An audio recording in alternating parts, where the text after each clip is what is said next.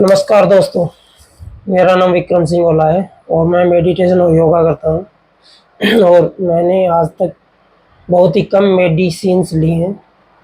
Medicines पे मैं कम ही भरोसा करता हूँ। और मेडिटेशन और योगा जो है और नॉर्मल एक्सरसाइज भी आपकी बॉडी को बहुत फिट रखती हैं। और अगर आप बैलेंस डाइट लेते हैं और रेगुलर एक्सरसाइज करते हैं तो आपको ज़िंदगी में कभी मेडिसिन्स वगैरह की ज़रूरत नहीं पड़ेगी। आज का ये जो वीडियो मैं बनाने जा रहा हूँ ये इसी पे है, क्योंकि हमने देखा है कि आजकल लोग मेडिसिन खाने की तरह ले रहे हैं। एक तरह से मतलब जिसकी एज 40 क्रॉस हो गई, 40 से ऊपर हो गई है, वो लगभग हर इंसान आज के दिन भर भर के मेडिसिन ले रहा है। मतलब हर 40 ईयर्स से ऊपर की एज का जो बंदा है वो रेगुलर मेडिसिन पे डिपेंड हो गया है। और ये डिपेंडेंसी हमने खुद क्रिएट की है। अदरवाइज़ हमारी बॉडी अपने आप को रिकवर करती है, रिपेयर करती है और सब कुछ अच्छे से करती है। लेकिन हम लोग क्या है, थोड़ा-सा उसके मतलब कम्फर्ट के चक्कर में, ईज़ी रिलीफ के चक्कर में मेडिसिन लेना स्टार्ट करते हैं और फिर वो हमारी एक हैबिट बन जाती है और वो हमारे मतलब स्वास्थ्य को धीरे-धीरे ख़राब करती रहती है। इसका मैं एग्ज़ाम्पल आपको इस तरीके से दूँगा, जैसे छोटे जो बच्चे होते हैं, जो बहुत ही जैसे इन्फेंट्स जो होते हैं, उनके लिए इम्यूनिटी के तौर पर उनके अंदर थाइमस ग्लैंड होती है। जो थाइमस ग्लैंड होती है वही उनकी जो इम्यूनिटी है उसको डेवलप करती है। वही एक इनिशियल मतलब बेस होता है इम्यूनिटी, शरीर की इम्यूनिटी को डेवलप करने का। और आजकल हम देखते हैं कि छोटे-छोटे बच्चे मतलब अस्पतालों में जो 2 दिन के पैदा हुए होते हैं उन्हीं को हम अस्पताल में भर्ती करवा देते हैं, छोटे-छोटे इश्यूज़ के चलते। तो ये एक तरह से मतलब मेडिसिन्स जो है हमारे मतलब बॉडी के लिए इतने वो मतलब हावी हो चुकी है एक तरह से। जबकि जो ये बॉडी है अपने मतलब जो मेडिसिन्स हैं, ये अपने बॉडी के नर्व सिस्टम को सप्रेस करती हैं। जैसे कि अगर आपको दर्द हो रहा है तो वो आपके जो दर्द होने वाले जो न्यूरॉन्स हैं उसको दबा देती हैं।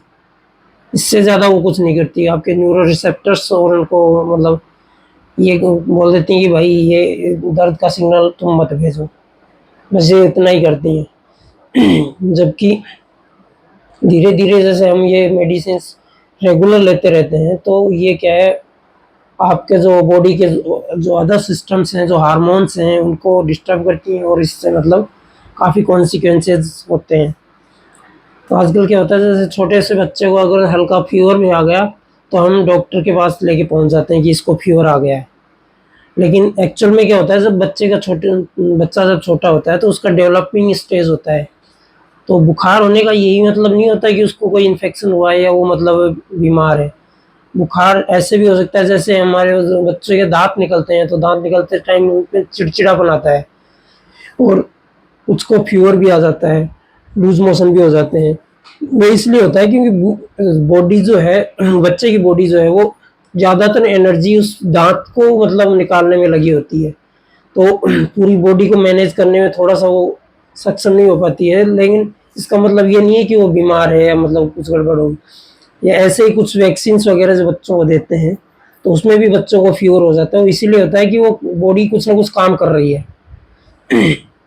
इस फीवर को हम और अच्छे से समझना चाहें तो अगर हम बहुत ही ज़्यादा एक्सरसाइज करते हैं, इंटेंस हार्ड वर्क करते हैं या मतलब बहुत ज़्यादा एक्सरसाइज करते हैं तो हम पूरी तरह से पसीने से लथपथ हो जाते हैं और हमारी बॉडी का टेम्परेचर भी बहुत ज़्यादा हाई हो जाता है। वो भी इसी वजह से होता है क्योंकि हमारी जो बॉडी है उस टाइम पे बहुत ज़्यादा काम कर रही होती है। तो जो काम करती है उससे जो एनर्जी रिलीज़ होती है वो गर्मी के रूप में हमें दिखाई देती है। तो ये शरीर के टेम्परेचर का बढ़ जाना या मतलब ये थोड़ा हल्का फीवर आना, ये ज़रूरी नहीं है कि मतलब वो बहुत बड़े इन्फेक्शन की तरफ इशारा कर रहा है या ऐसा है और हम उसको मतलब न्यूट्रलाइज़ करने के लिए पैरासिटामोल दे दें या ये दे दें, वो दे दें।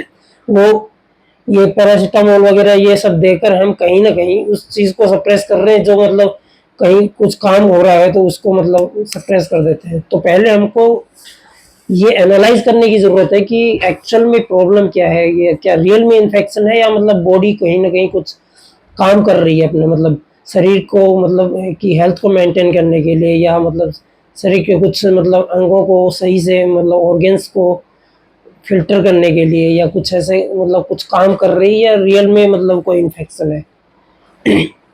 और दूसरा क्या है, छोटे बच्चों को तो मतलब इतना सेंसिटिव हम बना देते हैं कि कोई हद नहीं है।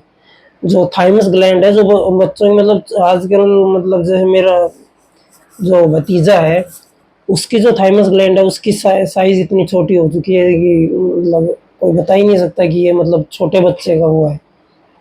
तो जो थाइमस ग्लैंड होती है वो क्या होती है, छोटे बच्चे में बहुत बड़ी होती है, फिर एज के साथ धीरे-धीरे वो छोटी होती जाती है, क्योंकि बॉडी के और अदर जो इम्यून सिस्टम है वो डेवलप हो जाते हैं।